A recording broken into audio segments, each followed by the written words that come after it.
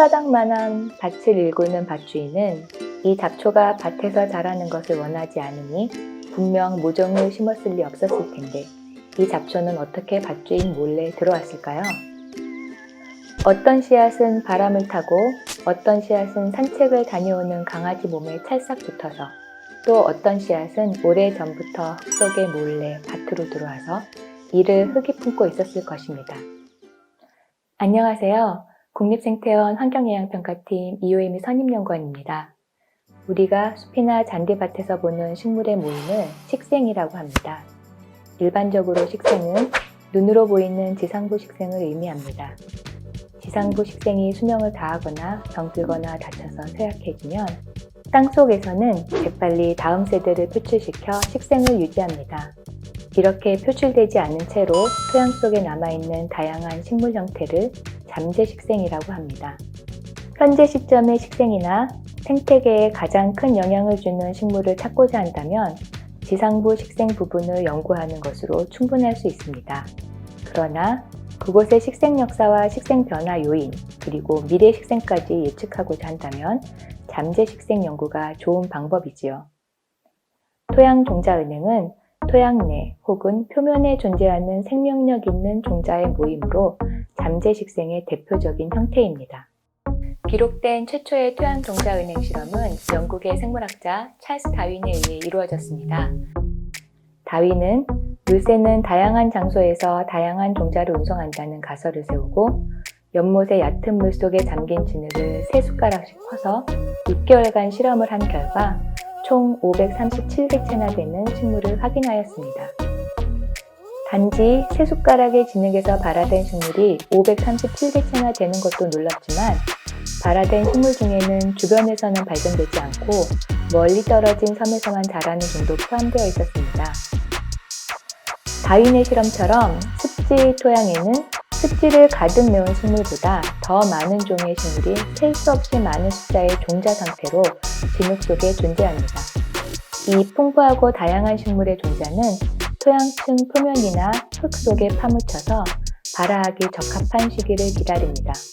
기회가 찾아오면 재빨리 발화하여 습지의 식생을 항상 풍성하고 높은 생물 다양성이 유지되도록 합니다.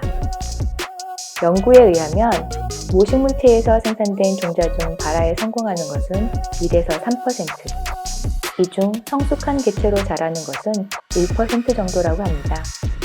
그렇다면 식물은 왜 쓸모없는 종자를 이렇게나 많이 생산할까요? 화산 폭발, 사막, 남극과 같은 환경을 떠올려보면 짐작할 수 있듯 식물은 환경이 갑자기 변하거나 극단적인 환경이 오랫동안 지속될 경우 살아남기 어렵습니다. 그러나 아직 식물로 자라지 않은 종자일 때는 추위, 산불 혹은 가뭄과 같은 극단적인 환경에서 더욱 오래 살아남을 수 있습니다. 그래서 때때로 식물들은 자신이 좋아하는 환경이 올 때까지 종종 종자 상태로 시간을 보냅니다. 마치 긴 겨울 동안 살아남기 위해 동면하는 동물처럼 식물의 생체 시간을 정지시켜 발화를 미룸으로써 극한 환경을 버티는 것입니다. 이렇게 일정 기간 동안 발화하지 않는 것을 휴면이라고 합니다. 종자가 휴면 상태에서 깨어나기 위해서는 빛, 온도, 수분의 변화와 같은 식물마다 다른 자극이 필요합니다. 그래서 자연 상태에서 종자의 휴면 기간은 수일에서 수십 년까지 다양합니다. 미국 가막살이는 동물 털에 붙어서 씨앗을 멀리 보내 세력을 넓히는 식물입니다. 자신이 붙어있는 생물체가 어디로 갈지, 또 자신이 언제 그 생물에서 떨어져 나갈지 모릅니다. 그래서 꽃 한 봉우리에서도 서로 다른 휴면기간을 가진 종자가 생산됩니다. 납작하고 긴 가시를 가진 종자가 통통하고 가시가 짧은 종자보다 더 긴 휴면기간을 갖는 것으로 연구되었습니다. 왜일까요? 긴 가시의 종자는 동물털 깊숙이 박힐 수 있습니다. 납작한 모양은 종자가 더 깊게 박힐 수 있도록 하여 쉽게 떨어지지 않고 더 멀리 갈 수 있게 하죠. 문제는 이 기간 동안 휴면 상태가 지속되어야 한다는 것이죠. 그래서 미국 가막살이는 멀리 가야 하는 종자의 휴면 기간을 더 길게 설계하였습니다. 식물의 중요한 생명 연장 형태인 종자와 그 종자가 모여 만든 종자은행은 생태계의 시간적 혹은 공간적 식물의 저장소가 되어 생태계에 장기적인 안정성을 부여하는 자연 유지 장치입니다. 또한 훼손된 생태계에서 생물 다양성 회복의 원동력이며 토양 미생물 및 분해자의 먹이원이 되어 토양 생태계 안정에도 도움을 줍니다. 지층을 따라 묻힌 종자의 연구는 그 지역의 식생 역사를 반영하기 때문에 과거로부터 현재까지의 환경 변화를 예측할 수 있게 합니다.